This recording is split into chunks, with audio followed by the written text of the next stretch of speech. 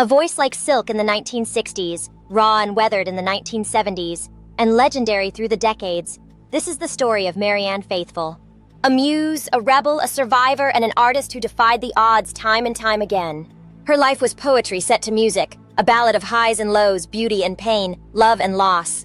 Born on December 29, 1946 in Hampstead, London, Marianne Evelyn Gabriel Faithfull was destined for something extraordinary. Her lineage spoke of intellect and artistry. Her father, Major Robert Glynn Faithfull, a British Army officer and professor, and her mother, Eva von Sacher-Masoch, an Austrian noblewoman and dancer. A childhood surrounded by culture and literature shaped her artistic soul, but the world had its own plans for young Marianne. Fate intervened one night at a Rolling Stones party in 1964, setting her on a path she could never have imagined. It was here that she was discovered by Andrew Loog Oldham, the sharp-eyed manager of the Rolling Stones. She was barely 17 when he saw something in her, something luminous, something haunting. A single song, As Tears Go By, written by Mick Jagger and Keith Richards, became an anthem of innocence lost. With her ethereal beauty and melancholic voice, she was a vision, a delicate blend of fragility and strength. The world was enchanted, but Marianne had yet to understand the price of fame. Overnight, Marianne Faithfull became the face of a generation. With her albums Marianne Faithfull, 1965, and Come My Way, 1965, she enraptured audiences. She stepped into film, mesmerizing in The Girl on a Motorcycle, 1968, and Hamlet, 1969. She was young, beautiful, and endlessly talented, moving effortlessly between the worlds of music and cinema. But behind the glamour, shadows crept closer. Her love affair with Mick Jagger was the stuff of legend. Their passion intertwined with fame and music. Some say wild horses and you can't always get what you want were inspired by her. Their love was intoxicating, but the world around them was unforgiving. Marianne became entangled in a whirlwind of drugs, parties, and scandal. The infamous 1967 police raid at Keith Richards' Redlands home marked the beginning of her unraveling. Found wrapped in a fur rug, the tabloids feasted on her downfall. By the mid-1970s, Marianne Faithfull was lost. Her angelic voice turned to gravel, her luminous beauty dimmed. Anorexic, homeless, and drowning in heroin, she wandered the streets of Soho, a ghost of the girl who once graced magazine covers. The industry had moved on. Society, once enthralled by her, now dismissed her as another tragic cautionary tale. But what they didn't know was that Marianne Faithfull was not done yet. She was about to write the greatest chapter of her life. Then, like a phoenix rising from the ashes, she returned.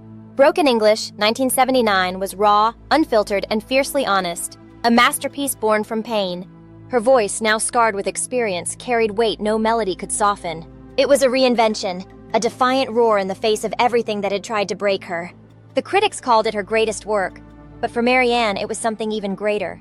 Salvation. She was no longer just a 1960s icon, she was an artist reborn. She worked with the greats, Nick Cave, PJ Harvey, and even Metallica. Albums like Dangerous Acquaintances, 1981, A Child's Adventure, 1983, and Strange Weather, 1987, secured her place in rock history. She had transformed pain into poetry, tragedy into triumph. She was once again unstoppable. Even as the years weighed on her, Marianne never stopped creating. She fought battles few could understand, breast cancer, emphysema, and a near-fatal encounter with COVID-19 in 2020. Yet in 2021, she gifted the world she walks in beauty, a breathtaking ode to poetry and resilience. It was a love letter to the words that had saved her life.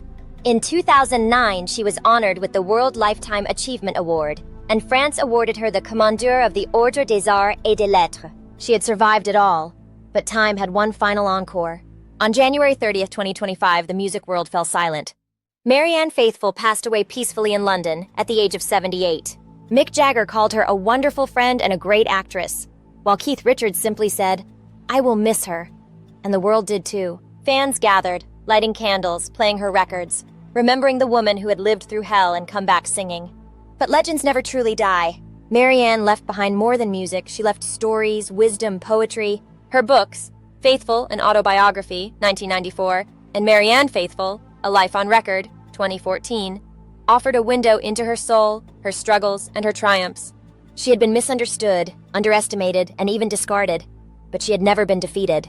She taught us that even in the darkest night, music can light the way, that a fall is never final, that a voice, no matter how weathered, can still sing.